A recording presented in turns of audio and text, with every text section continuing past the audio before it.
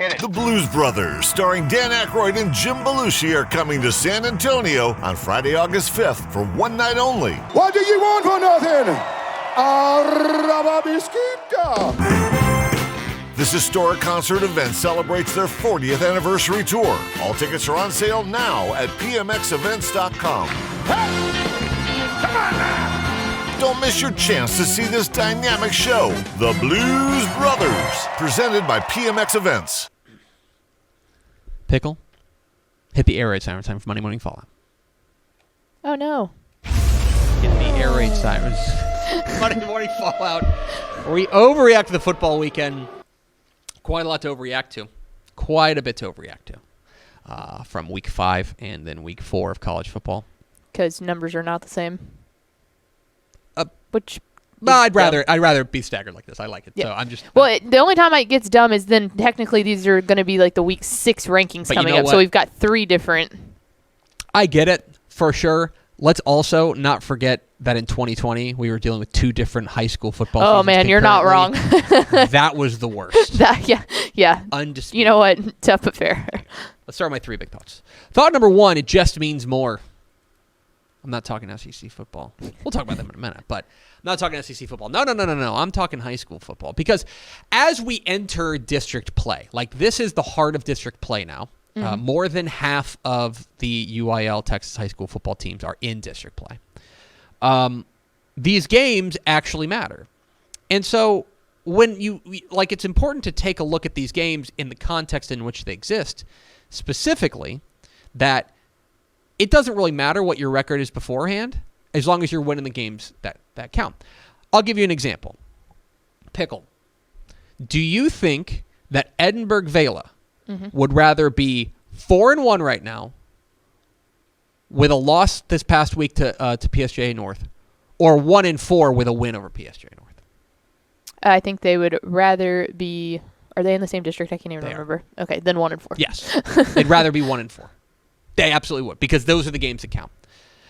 Westlake beats Lake Travis, right? And we're kind of going on, oh, man, these 2 contenders, 2 teams that we think could make a run in Region 4 of the 6A Division 1 bracket. We like these teams. Big rivalry matchup, things like that.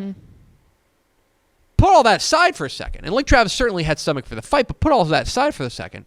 Westlake feels like, they have to feel like, they've locked up the number 1 seed. Right, and that's like the prime example right there is the fact that with Lake Travis, we're going, hey, you did that with a backup quarterback. Like morally, that was a really good game and stuff. They're like, we don't give a crap. It's district play, and we probably just rounded out second. 1-0. And 1-0 in those critical district games. They've played more than one district game. You know what I mean? The game, it matters that you're 1-0 in district play.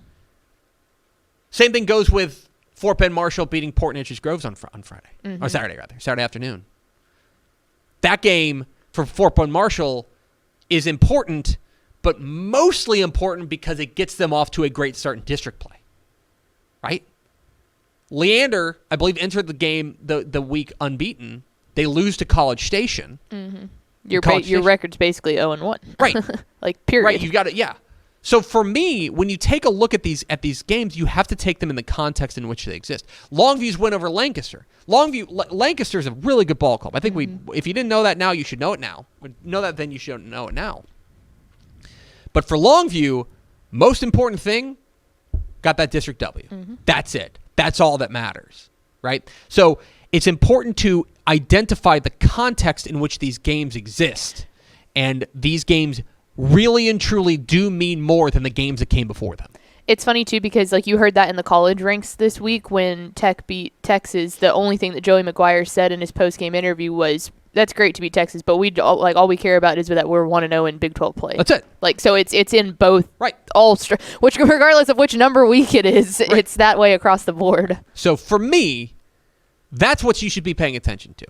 That the Midland Legacy Converse Judson game was nuts. Doesn't mean anything. Doesn't mean anything fundamentally. Thought number 1. Thought number 2, matters of emotion. What I thought was super interesting about the college football weekend was you had a lot of games where narrative really took center stage. Okay? SMU TCU is a perfect example of that, right? Battle for the Iron Skillet, always a big rivalry. goosed up, especially because Sonny Dykes coming back to the Hilltop. Yes. Right? Now, I would have liked to seen SMU fans fill up that stadium a little bit more. I called that one. I don't want to hear about the concessions either. Everyone's got long concession lines. But TCU handled their business. They put the emotions aside, and they handled their business in a pretty effective way, I thought. Yeah, SMU even started to make a comeback in the second, but it was not a close game ever. I think Texas Tech rode a big wave of emotion, especially at home, to a win over Texas. Arkansas and A&M is a bizarre game. Always, every year. A bizarre game. We'll talk about tomorrow in our five biggest plays of the college football weekend. But the emotional swings in that game were so wild that it felt like you could feel, I hate the word momentum, but you could feel the buzz shift to one side. That is momentum. on the, we can have a conversation in the offseason about what momentum is. You could feel the buzz kind of shift. You could feel that. And I think in the lower ranks, you saw Mayor Hardin-Baylor and Hardin-Simmons. That's a big game. It's a really big game. I think it's for the American Southwest Conference Championship. And Mayor Hardin-Baylor went out there and took care of business in a game with a lot of emotions. I think this was a real testament. I thought what you saw with Rice giving Houston hell. They had stomach for the fight. I think you saw in the college football ranks the power of those, I don't want to say narratives, but those emotions. That those things that can buoy you to a big win, or if you're unable to handle it, can cost you. Thought number 2. Thought number 3, bye for now. This is the final show. We're done. Oh, sweet. You've been asking me to cancel the show. I've done it. No. So this is, I want to look ahead to week 6 of the Texas high school football weekend, or season rather, and I want to warn you. Yes. Okay? This is the other, we said this in week 4, we're saying in week 6. This is the other really big bye week. This one is larger than last time. This is the biggest open date of the year. Like more than a third of the state is off. Yeah. Okay? More than a third of the state. And so what you're left with are there good games. Look, there's always good games. You could have half the state cancel, and there'll still be good games out there. But you just have to dig a little deeper. Got to dig a little deeper. And so this is a thinner slate of games this week. The open dates are really kind of taking hold. There are great games. We're going to talk a lot about them. But I want you to know that if you're comparing this week to past weeks, you're going to notice that this is a thinner slate. Yes. Because simply a numbers game. Those are my 3 big thoughts. 3 helmet stickers.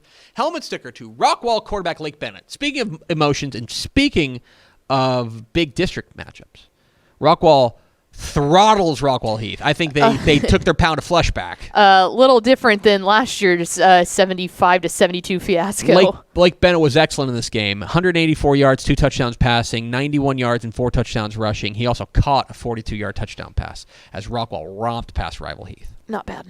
Texas State quarterback Lane Hatcher. Good for Texas State as they beat Houston Christian. Did you hear that? Houston Baptist, by the way, if you've missed this, last week just changed their name. Yeah. Effective immediately. They're no longer Houston Baptist, they're Houston Christian. It was very odd that it happened so quick. 362 yards, 4 touchdowns passing for Lane Hatcher in their big win over Houston Christian, which is, I will mess up. Please don't email me. Yeah. I will mess it up. I've been saying it for years. And finally, a helmet sticker to Harlingen running back Isaiah Bell. 23 carries, 204 yards, 2 touchdowns rushing. He also threw for a touchdown passing, and he had 2 catches for 47 yards. I think Harlingen's legit. Harlingen looks good and kind of looking like... That region opened up a little bit. I'll also just say, could be looking at a match of unbeatens in the Battle of the Arroyo. Watch this space. 3 teams to watch. Cameron Yo. I had seen... So I was going through Twitter, and I had seen... I knew the score is 48-44, but I had seen both teams reported as winners. Cameron Yo won the game, 48-44. They beat Lorena. We told you We told you when the realignment came out that everybody was going to focus on Lorena and Franklin. Mm-hmm. Everyone's going to say, oh my gosh, week 9, Lorena and Franklin. And we told you that is a super deep, dangerous district. Yep. And that's not even counting the fact that Rockdale's having a tough year, right? But between Yo and Little River Academy, it is a deep, dangerous district that's much more than just those top 2. Mm-hmm. And Cameron Yo proved that. That offense is legit. They're kind of outscoring their problems, right? Their defensive issues right now. But like a win's a win. That's a win over a top 3 team and a defending state champ. It's a huge win for Cameron Yo. Keep an eye on them. I think they're for real. Mm-hmm. Yeah, you hear about this, Kev? Stephen F. Austin. In case you missed it. So this, I'll be honest, I saw somebody tweet about this at about 9:30. Mm-hmm. I thought it was fake. On Saturday. And like, I was like, nah, that's got to, oh man, the ESPN app's acting up. Yes, no, we were roller skating and Ish turned. Okay. Me, Mallory, Ish, we were all with my family. Ish just looks at Mallory and I and holds the phone up and we were like, oh, that's fun. Like, what account photoshopped fun it, glitch. you know? And he was like, no. If you missed this, Stephen F. Austin beat Warner 98-0. That's a real score. Mm-hmm. That's a real actual score. If to put a little context on this, you remember back in the summer when we reported not exclusively, we read a press release on Texas Football Today that Incarnate Word and Lamar were leaving the WAC immediately to go to the Southland, right? Yes. You remember this.